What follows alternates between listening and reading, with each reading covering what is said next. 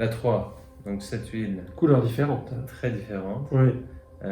D'ailleurs, c'est un peu choquant parce que c'est très sombre, mais en Oui. fait, elle est un peu bleu-verte.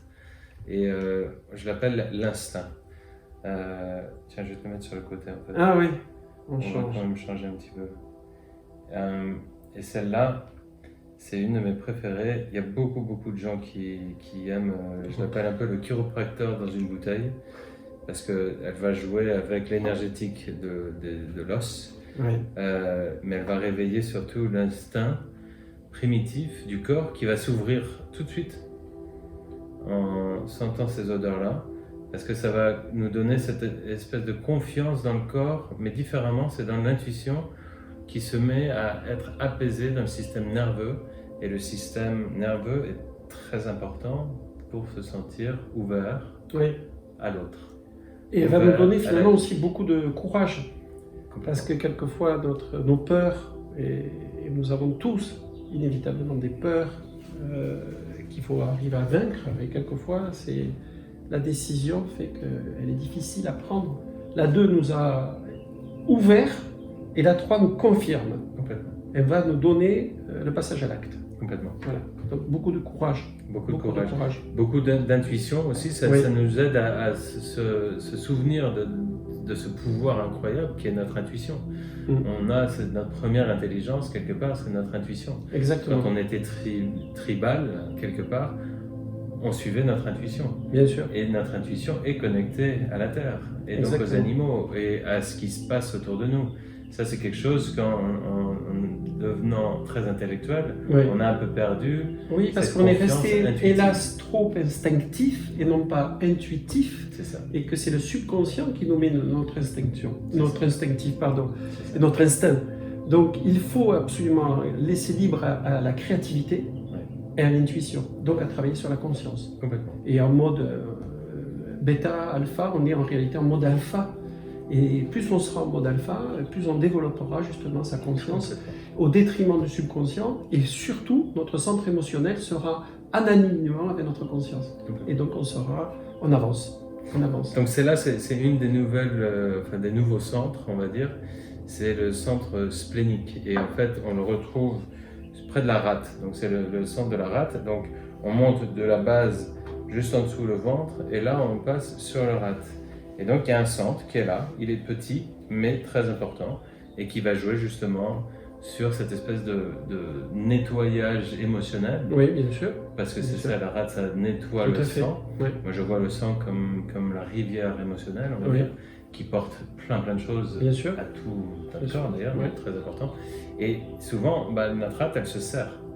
Et en étant serré, on peut avoir des maladies qui se développent et on est crevé. Exactement. Que là, quand ça se relâche, en fait, on peut digérer les émotions par instinct. On comprend comment s'ouvrir à ces émotions et de les lâcher. Donc il y a aussi un grand lâcher-prise avec cette huile qui fait qu'en fait, c'est une huile que tu utilises beaucoup dans tes conseils, toi, la 3. Moi, beaucoup, oui. Quasiment systématiquement ou... Oui, parce que dès que je fais un soin, en fait, je l'utilise parce que ça donne une espèce de confiance et une ouverture au corps pour pouvoir prendre tout le reste des conseils, tout le reste du soin. Et ça amplifie tout ça. Donc les personnes sont très réceptives quand tu utilises la 3 en soin, justement. D'accord. Donc les gens qui sont aussi très coincés émotionnellement, donc pas ceux qui sont en manque d'émotions, c'est plus ceux qui se protègent des émotions, ils ont trop d'émotions et ils sont bloqués, celle-là ça les détend. D'accord. Et donc j'utilise ça aussi beaucoup pour canaliser en fait leurs émotions et pour travailler avec les soins que tu leur apportes. La 3 t'aide à prendre les choses trop personnellement en fait. Et de revenir aussi à son côté un peu animal, et donc cette force animale qu'on a en nous, qui n'est pas négatif, mais qui est en fait très joli. Ça, le chamanisme, c'est quelque chose, nos animaux totems, c'est quelque chose qu'on travaille pour retrouver cette connexion avec notre corps et avec notre monde d'ici. Donc c'est une huile que j'utilise beaucoup pour ça. Et dès que aussi pour développer une certaine créativité, mais dans le talent, ou de développer un peu justement cette ouverture à la clairvoyance, de faire confiance un peu à ses rêves, on voit les choses, mais en fait on a peur. Donc la peur. Ça, dès qu'on a peur, dès que quelqu'un me dit j'ai peur de tout, ça. D'accord, oui. Direct. Parce oui, que ça va toutes les formes de peur, agoraphobie, la peur de tout, on arrive à vaincre un petit peu ces peurs-là. D'accord. Très fortement. J'ai vu des gens justement qui avaient des peurs importantes, incroyables. Je leur ai dit ça, c'était incroyable.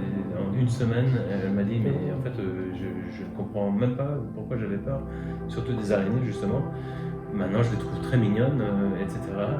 Mais c'est marrant, parce que moi j'ai toujours eu une peur, ils m'étaient les sauterelles, c'est gentil les sauterelles, mais j'ai toujours eu peur des sauterelles, je vais l'utiliser pour les sauterelles. C'est super, tu vois.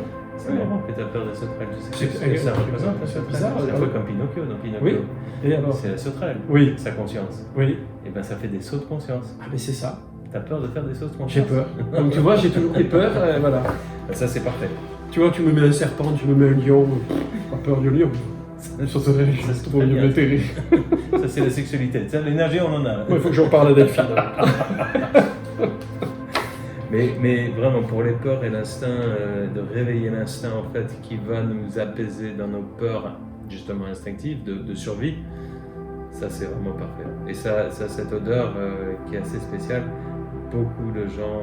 Odeur de myrrhe, on retrouve l'odeur de la myrrhe, on a la présence en fait du patchouli encore qu'on retrouve, du pin, du girofle, du coup de girofle, qui est très intéressante comme huile essentielle.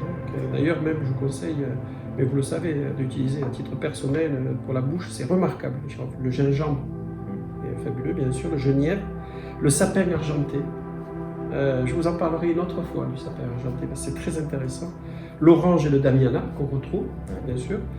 Et puis le bougainvillier et toujours l'huile d'amande. Donc une huile que tu appelles donc instinct, qui est donc vraiment qui va laisser parler notre cœur encore une fois. C'est ça. Et en fait là on voit qu'il y a des connexions avec l'huile la 2 et avec le premier.